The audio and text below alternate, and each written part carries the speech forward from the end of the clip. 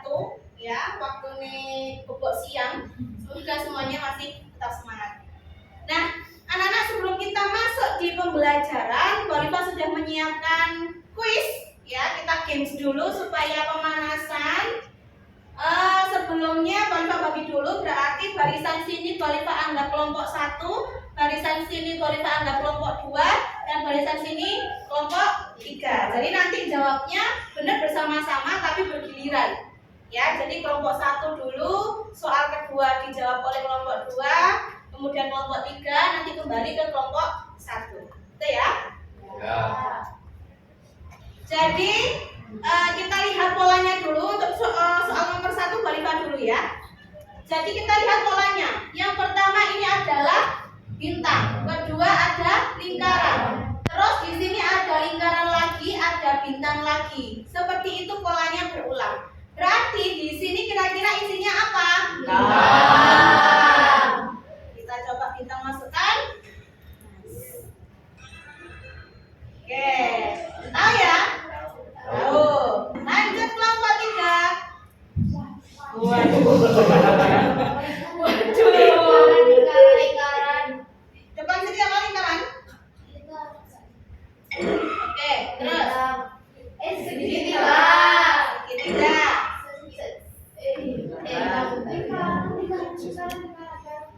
Lingkaran apa? Segitiga. Lingkaran. Segitiga. Lingkaran. Segitiga. Oke. Lingkaran. Oke. Oke, kejap. Kembali ke kelompok 1, kurang 2 soal lagi. Ayo. Yang terlihat ada 2 di Lingkaran. segitiga dan lingkaran. Lingkaran. Pertama lingkaran, kita Coba coba. dulu. Coba. Segitiga. Terus. Lingkaran. Lingkaran apa segitiga? Lingkaran. Bismillah. Oke, lanjut. Lingkaran. Segitiga. Segitiga. Loh. Segitiga. Lingkaran. Lingkaran. Kok salah terus sih kalau masih cing? Segitiga. Segitiga. Lingkaran. Oke. Segitiga. Oke. Segitiga. Oke. Segitiga. Oke. Satu. Kelompok 2. Oh. Tinggal 1 yang terlihat, 1 lingkaran saja. Kira-kira dicoba gimana? Bintang. Segitiga. Coba isi. Oke. Bintang. Segitiga lagi. Terus bintang. Terus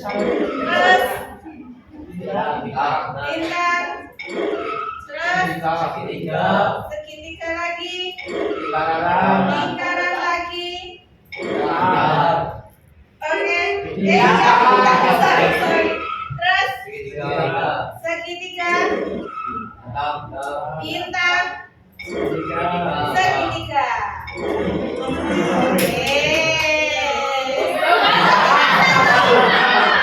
Tinggal 1 terakhir. Gak ada punya sama sekali. Ayo silakan dibuka polanya. Segitiga. Segitiga dulu. Bintang dulu. Lingkaran. Terus segitiga apa bintang? Segitiga. Segitiga. Bintang. Terus segitiga. Lingkaran. Lingkaran. Segitiga. Segitiga. Bintang. Bintang. Lingkaran. Lingkaran. Bintang. Udah ketemu nih polanya nih. Segitiga. Segitiga. Segitiga. Lingkaran. Lingkaran. Bintang. Bintang.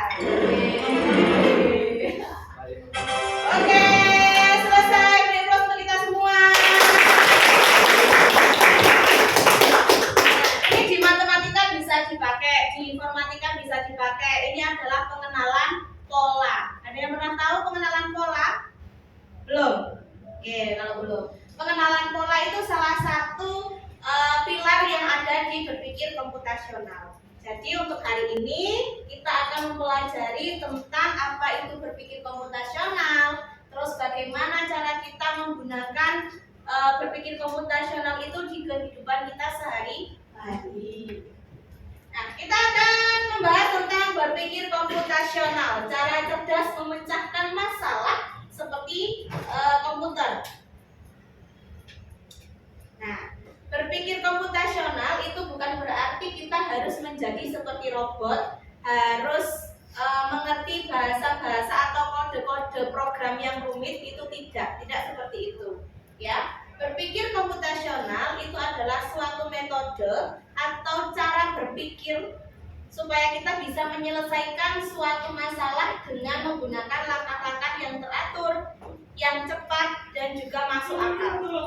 Nah, ini adalah keterampilan dasar yang berguna untuk semua orang, tidak hanya di satu mapel, tidak hanya untuk programmer, tapi semua orang. 4 pilar utama berpikir komputasional itu ada dekomposisi, kemudian ada pengenalan pola, ada abstraksi, dan yang terakhir ada algoritma. Jadi ada 4 pilarnya di berpikir komputasional. Nah, kita akan bahas satu-satu untuk dekomposisi. Dekomposisi adalah proses membagi masalah yang rumit itu menjadi komponen-komponen yang lebih detail, yang lebih kecil supaya lebih mudah untuk dikelola. Tujuannya apa? Tujuannya agar masalah itu tidak terlihat menakutkan dan bisa diselesaikan satu per satu. Misalkan kalian disuruh orang tua kalian untuk membuat nasi goreng, ya, kalau kalian mendapat instruksi buat nasi goreng wes mumet, ya, wes rumit. Nah, karena rumit kita harus memecah dulu ke bagian-bagian yang kecil. Misalnya kalau membuat nasi goreng berarti apa yang harus kita siapkan? Alat dan bahan disiapkan dulu. Bahannya apa aja? Nasi, bumbu, minyak. Alatnya apa yang dipakai? Wajan, spatula, kompor, dan sebagainya. Kalau bahan sudah ada, peralatan sudah ada, langkah selanjutnya masak. Siapkan bahannya dulu. Bahannya tadi ada yang dipotong, misal ditambahkan wortel, maka wortelnya dipotong-potong dulu. Setelah bahannya sudah ready, peralatannya sudah ready, selanjutnya baru memasak. Memasak bisa dimulai dari menumis. Cara menumis bagaimana? Ada yang tahu? Masukkan minyak sedikit, dipanaskan. Masukkan bumbu, diongseng-ongseng sampai ada aroma harumnya. Baru bisa dimasukkan nasi ataupun bahan-bahan yang lainnya. Lanjut, ada pengenalan pola. Pengenalan pola yang seperti kita praktekkan di games tadi, yaitu kemampuan untuk menemukan kesamaan atau pola yang berulang. Seperti tadi kalau depannya sudah ada pola yang berulang, maka selanjutnya di belakang kita akan bisa lebih mudah menjawabnya. Ya, itu pengenalan pola. Tujuannya apa? Jika kita menemukan pola, kita bisa menyelesaikan masalah yang serupa dengan cara yang sama. Misalkan apa?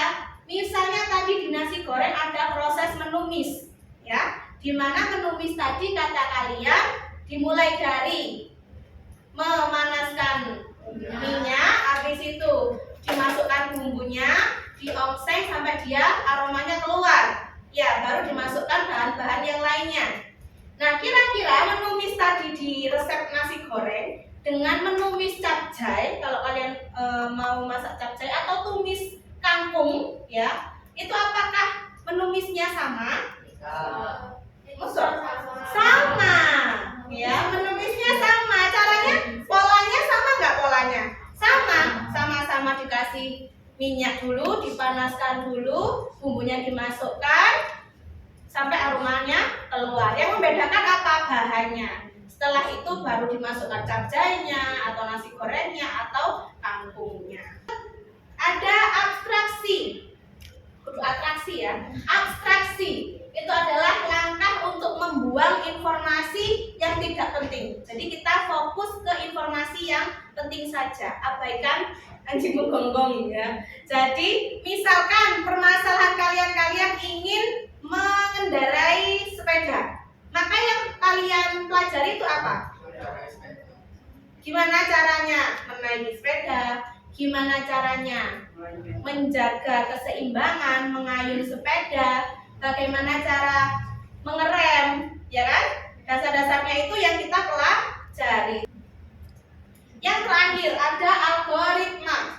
Algoritma adalah hasil akhir dari 3 pilar. Jadi kalau kita sudah melakukan dekomposisi, selanjutnya kita melakukan pengenalan pola, kemudian abstraksi, dan terakhir kita lakukan algoritma. Yang namanya algoritma itu adalah langkah-langkah atau aturan yang jelas yang berurutan untuk menyelesaikan suatu masalah. Masalah selesai. Contoh, algoritma membuat teh, berarti langkah-langkah membuat teh.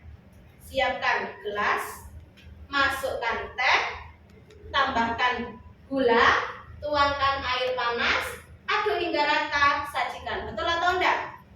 Betul. Ada kalimat yang ambigu di sini? Tidak, sangat-sangat jelas. Nah, langkah-langkah seperti ini yang dinamakan algoritma. Apakah ada yang mau ditanyakan dari sini? Tidak. Kalau tidak, sudah Bu Alifah siapkan studi kasus yang harus kalian kerjakan. Ini ada beberapa, berarti Bu Alifah bagi dulu kelompoknya. Silakan membentuk kelompok masing-masing, kelompok 4 siswa saja.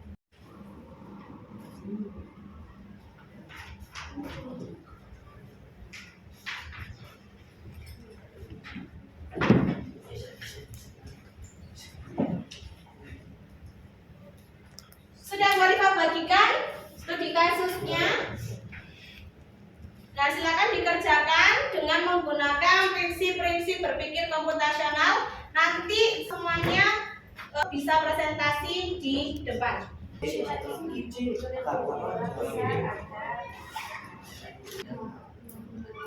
Masukkan kata-kata seperti itu.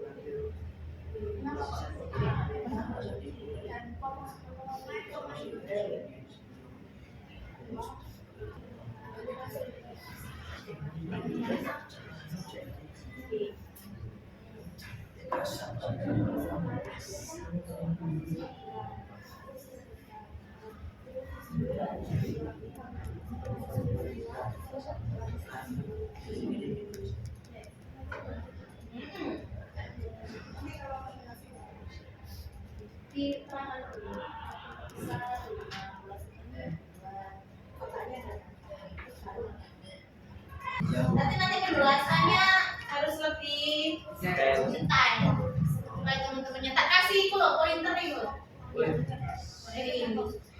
Nanti kalau butuh spidol, mari kita siapkan.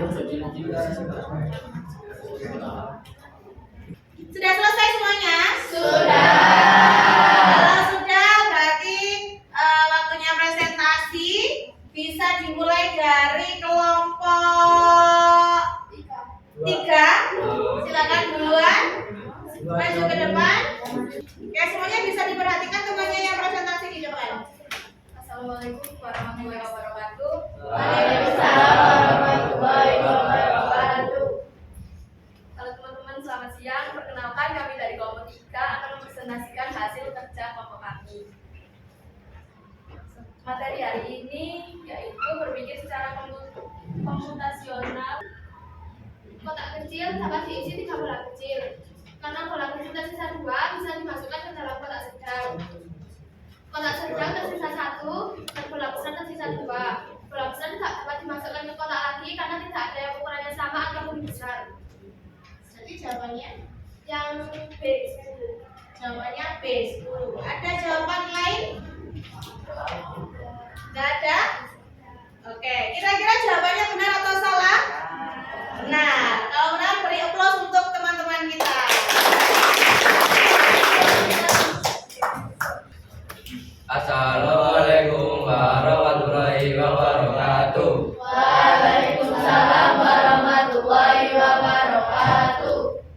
teman kami dari kelompok 2 akan mempresentasikan tentang hasil diskusi.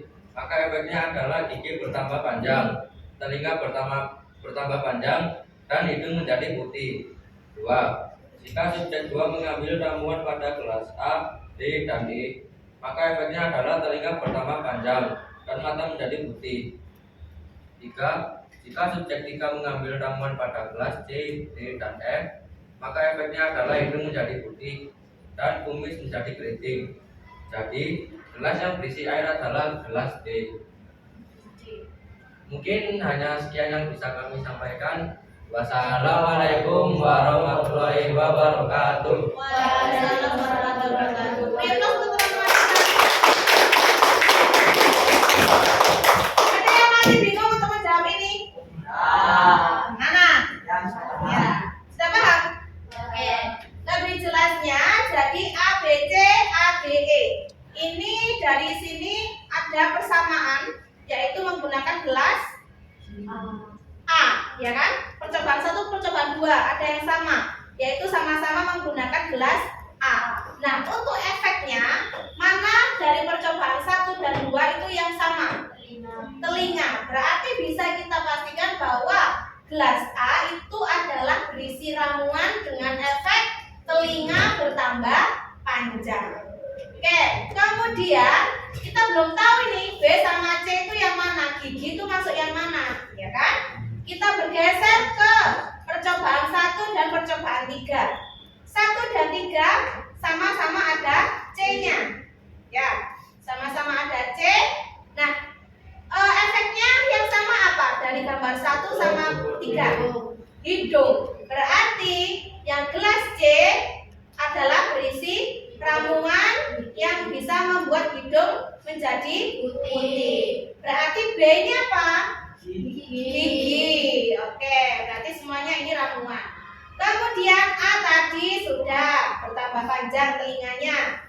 D belum ketemu, E belum ketemu. Sekarang C ini tadi efeknya hidung putih. Kemudian ada D sama F juga sama-sama belum tahu. Nah, dari percobaan 2 sama 3 ini ada persamaan, yaitu menggunakan menggunakan gelas D. Nah, apa persamaan dari percobaan dari 2 dan 3? Giginya nggak panjang, alias nggak ada pengaruhnya. Berarti bisa kita masukkan bahwa gelas D ini isinya air. Seperti itu. Oke, itu cara kita memecahkan masalah yang rumit sekalipun. Tadi kalau kalian belum mencoba untuk menyelesaikan, terus dikasih soal pasti rumit, ya. Oleh karena itu kita harus pilih-pilih dulu, pilah-pilah dulu, kita kasih langkah-langkah penyelesaiannya. Nah, itu tadi kalian sudah menerapkan berpikir komputasional. Oke, dari pertemuan kita hari ini, jadi berpikir komputasional itu adalah alat bantu berpikir yang bisa digunakan siapa saja dan dengan tantangan apa saja. Nah, 4 pilar dari berpikir komputasional itu ada dekomposisi, pengenalan pola, abstraksi, algoritma. Nah, dari keempat pilar ini, yang menurut kamu lebih mudah dipahami yang bagian mana? Pengenalan pola lebih mudah? Abstraksi lebih mudah? Kenapa lebih mudah? Hah? Iya, abstraksi itu fokus ke permasalahannya, mengabaikan hal-hal yang tidak perlu. Itu yang abstraksi. Yang lainnya? Tadi ada yang menjawab pengenalan pola lebih mudah. Karena apa? Karena Kalau ada pola, oke, kalau kita sudah terbiasa atau menemukan suatu polanya, untuk menyelesaikan masalah berikutnya itu lebih mudah. Oke, dari pembelajaran kita hari ini, ada yang mau ditanyakan? Tidak? Kalau tidak, berarti Bu Alifah tutup. Terima kasih.